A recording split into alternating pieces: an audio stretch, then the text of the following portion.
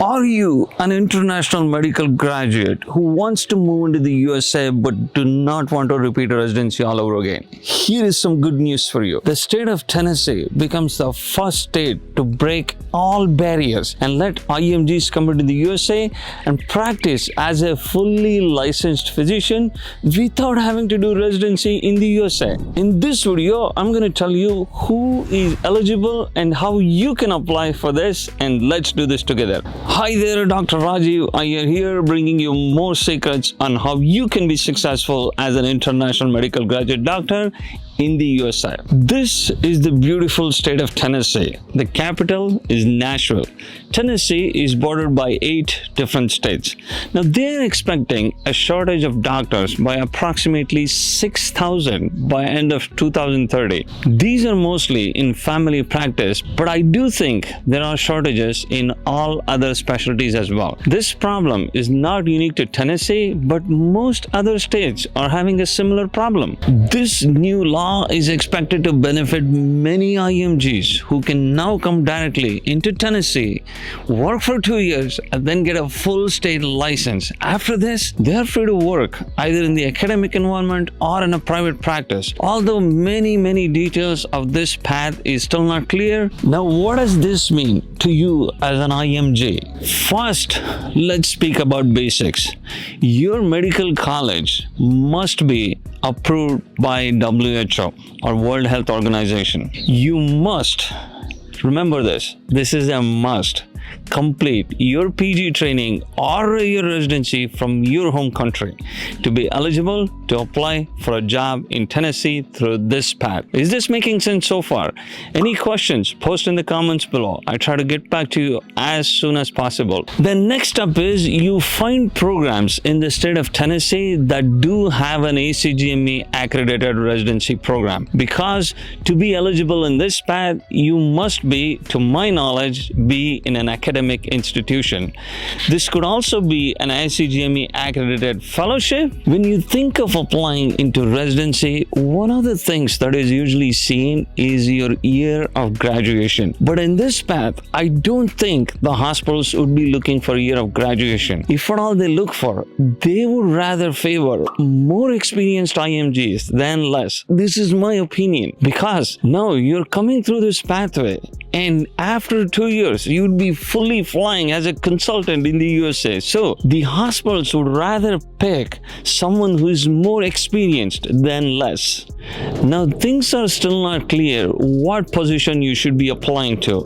To my guess, this is most likely to be a fellowship, or you could even write to the hospital saying you specifically want to be in this particular pathway. Just keep in mind, there will be a flood of applications to the hospitals in Tennessee by IMGs. The competition is going to be pretty stiff and intense. To beat the competition, you can always get my help, for which you explore my website www.imgsecrets.com, and you can book a video appointment with me. To me, this can take 2 different routes. Now let's see an example. Let's say you're someone who has done a residency in internal medicine. You could apply for a fellowship in internal medicine. On the other hand, if you're a super specialist, for example, if you have already done a cardiology training in your home country, you could apply for a fellowship or a job in cardiology. So once you finish this pathway, I expect you to be functioning as a fully licensed cardiologist. In this example, once you find a position, you finish 2 years of supervised training, you're all set. You apply to the Tennessee State Medical Board to get a full license. And the eligibility is the fact that you have done these 2 years of supervised training. Tennessee State Medical Board will be issuing you a full license that will let you work as a consultant or an attending physician in the state of Tennessee. Is this making sense how this path works? Isn't this exciting that you don't have to do residency? You just do 2 years of supervised training in your own specialty and then you're good to go. Now the biggest question most IMGs have, do I need USMLE for this? This is not clear, but if you ask me, the answer is yes. You must complete your USMLE step 1. Step 2, be be ECFMG certified, and because you're going to get a full license, I say you also need USMLE Step 3. So yes, you must complete all your USMLE steps. So be prepared for that. The other big question IMGs usually have is, how do I get a visa? Now, this is something you do not have to worry at this point of time. As long as you get selected in a hospital in the state of Tennessee under this path, the visa will happen eventually. So your focus should be to get that position and not worry about visa at this time. In the US community, there have been some concerns that have been raised that is this going to reduce the quality of medical care in the United States? Now, there are two things I want to say here. One is to the hospital hiring these IMGs, and the second is to you IMGs.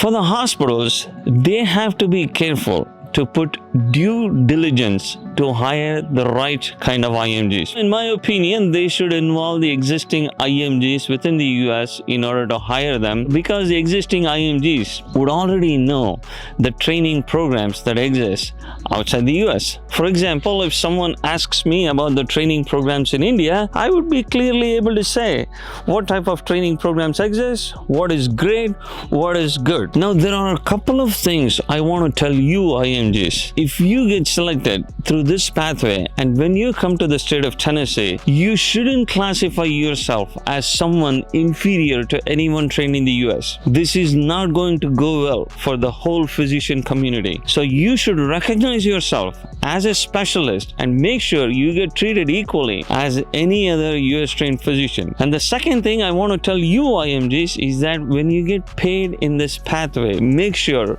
your compensation is equal to any other US trained physician at the same rank, because these things are important in order to keep our physician community united. Is this making sense? How this can affect many other things downstream. The big organizations in the US like the American Medical Association and the American Board of Medical Specialties have still not commented, at least to my knowledge, anything about this new pathway. So this means when you finish this pathway, I don't think you would be able to be board certified in the USA. But again, if the American Board of Medical Specialties get involved, they might come up with new ways where these IMGs can be board certified in the future. This is something that I expect to keep changing as we learn more and more. I want to emphasize that what all I said in this video is my own personal opinion, and if you know anything else and if you think there is something else, please do leave it in the comments below. I would like to have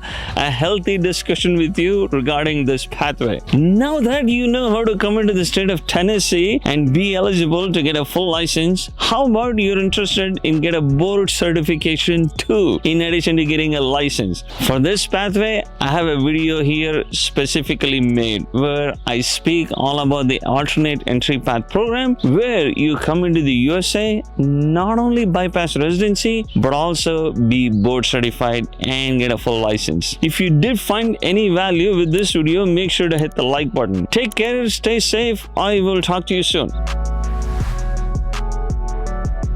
It's a beautiful weather here in the state of New Jersey, so I'm sitting in my backyard and speaking to you all IMGs while I'm recording this video in this beautiful, sunny, nice weather.